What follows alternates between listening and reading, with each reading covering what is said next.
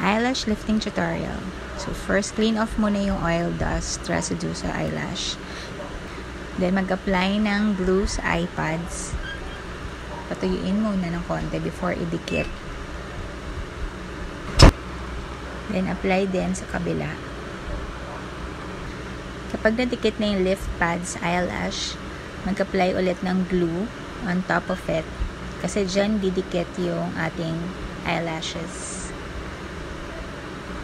Then use the lifting kit para idikit ang ating eyelashes sa eye pads. Then wait for about a minute. Use the No. 1 perm lotion on the eyelash. Tapos i-cover natin siya ng plastic. For this, cling wrap yung ginamit ko. Then wait about 8 to 12 minutes. So, kumain muna tayo. After 10 minutes, tanggalin ang sobrang perm lotion.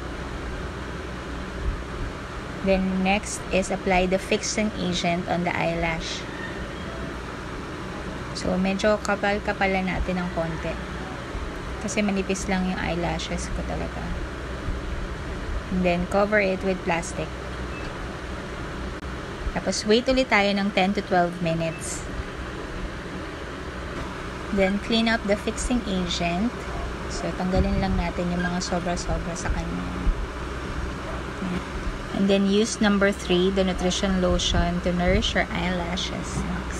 Kala mo ang kapal ng eyelashes ko, no? After that, use the No. 4, yung cleanser, para matanggal yung glue or yung pagkakadikit niya dun sa eye pads. Then, clean up the eyelids pa. And that's it. My DIY eyelash lifting.